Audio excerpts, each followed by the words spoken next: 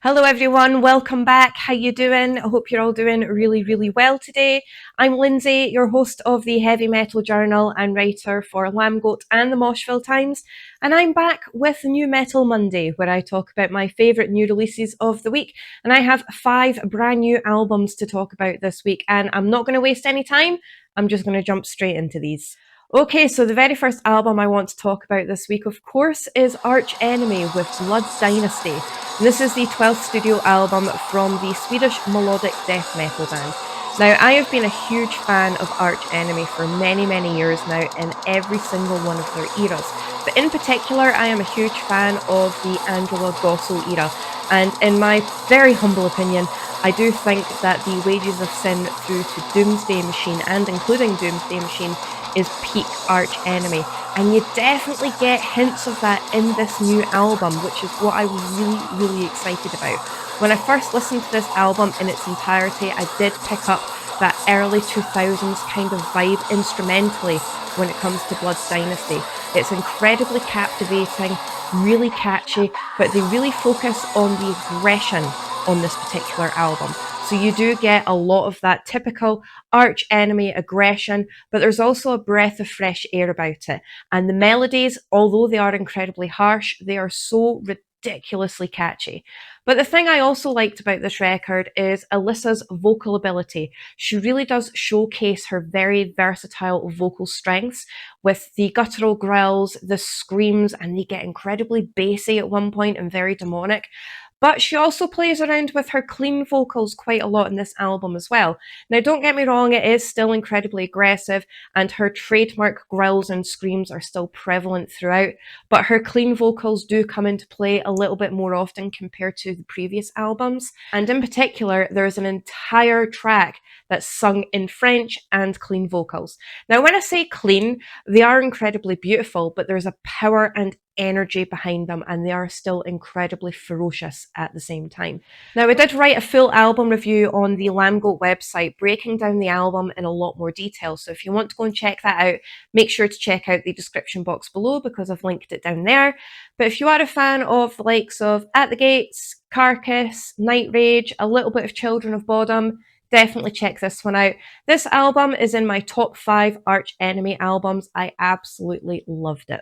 Okay, so next up on my list, I have Alien Weaponry with Terra. I have no idea if I'm pronouncing that correctly or not. And this is the 3rd studio album from the thrash groove metal band from New Zealand. Now, I absolutely adored this album. They take a lot of Maori traditions, a lot of Maori culture, language and history, and they fuse it with absolutely banging thrash groove metal, and it's absolutely fantastic. It's so aggressive, ridiculously fiery and blistering, but there's also a beauty behind it with all of the Maori influences throughout as well. Now, lyrically speaking, the lyrics are both in Maori and English, and I think that contrast between the two creates this very dynamic, powerful atmosphere. Plus, did I say this was absolutely slamming? Because the breakdowns in this are ridiculous. The guitar tones are immense, the drums are really intense, and the bass lines are incredibly chugging. But what I really like the most about it is the energy and the power behind it, especially when it comes to the mix of the Maori chants and the warlike drums, and just those Maori influences creates this beautiful atmosphere, but it's incredibly intense and ferocious at the same time. Not to mention, it also has a guest spot from none other than Randy Blythe of Lamb of God, which is an absolutely fantastic track.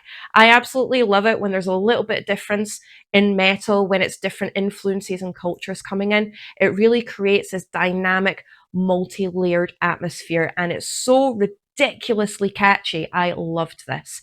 So if you are a fan of the likes of Pantera, Machine Head, Sepultura, Bloody Wood, that kind of sound, this one is definitely for you. But get on this, it's thrashy, it's groovy, the breakdowns are ridiculous, the guitars are immense, and it is so ridiculously addictive. Check it out. Okay, so next up on my list, I have Lucifer's Child with The Illuminant. And this is the 3rd studio album from the Greek black metal band. Now, this band features ex-members of Rotting Christ and Necromantia, so you can expect that epic Hellenic black metal sound throughout this entire record. Now, anybody who has followed me for more than 5 minutes, either on this channel or over on my social media, you'll know that I am a huge Rotten Christ fan and any kind of Hellenic black metal sound. This one is no exception. This is really dark, really intense, grotesquely atmospheric, but there's something very fiery and blistering and blasphemous about this. It just has this very haunting, almost ritualistic presence about it, densely atmospheric, blistering blast beats, gorgeous guitars that just scream. The solos in this are unreal, and the riffs are incredibly intricate with a lot of melody behind it too. The vocal style is primarily that rasping, venomous black metal scream with the occasional haunting vocalizations in the background. But the thing that I really loved about this the most is just how densely atmospheric and captivating it is. So if you are a fan of that Hellenic black metal sound, such as Rotten Christ, Eldengar, Varathron, Yoth-Iria, that kind of sound, this one is definitely for you, but I absolutely loved this. Plus, can we just take a minute to admire the album artwork, which was completely hand-drawn? I absolutely loved this. It is stunning. Okay, so next up I have Paths to Deliverance with 10, and this is the debut album from the French black metal band.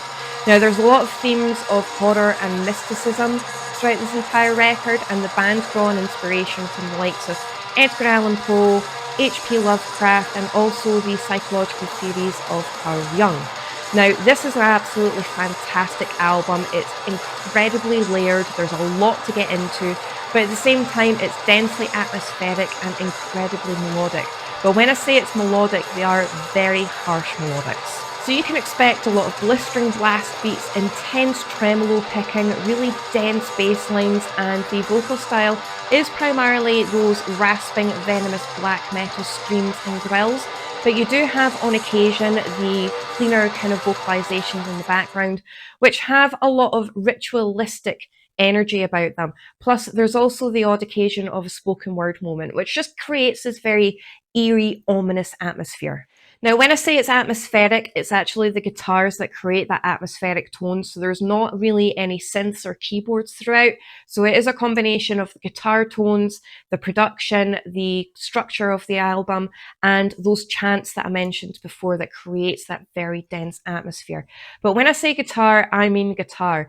The melodies and the solos in this are unreal, and the riffs are incredibly intricate, but so beautifully powerful at the same time. So if you are a fan of the likes of Winterfellith, Wolves in the Throne Room, or last week's Strook album, you're definitely going to want to get onto this one, but I absolutely loved it. There's something incredibly bleak and blistering and cold about this, but it's beautiful at the same time. Definitely check it out.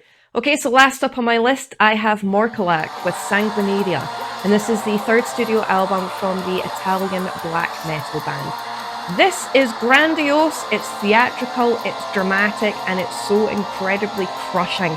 I love absolutely everything to do with this record. They incorporate a lot of organs, synths, and keyboards throughout this, which creates this very dense, atmospheric feel about it. But the blast beats and the tremolo picking in this is ridiculous.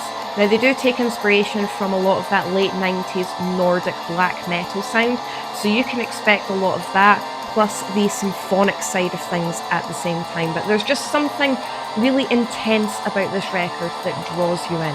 When I first started listening to this album, the image that came to me was this really grand, epic adventure through a dense forest land which was full of danger and mystery and magic, or through a mountain landscape that was snow-capped and incredibly frosty. And there's just something really magical and grandiose about it, but it's ridiculously heavy at the same time. The 90s black metal vibes in this are so intense, and I loved it. When you team that with the symphonic elements, and especially the over-the-top organs, I can't get over that. I am all over that.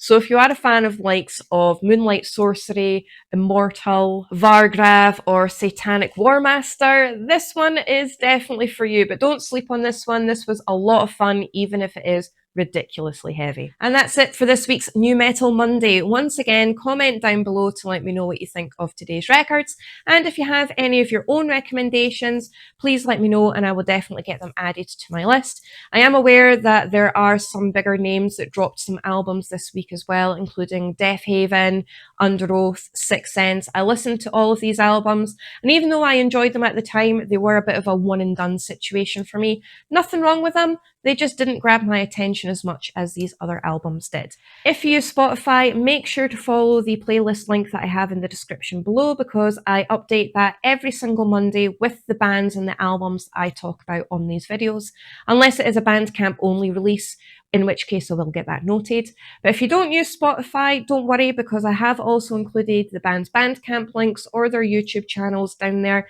just so you guys can find the music that I'm talking about as easily as possible. Make sure to follow me on all of my social media sites. They are in the description box as well, because I am a lot more active on social media. Thank you all so much for your support. I appreciate you all as always, and I will see you very soon in my next video.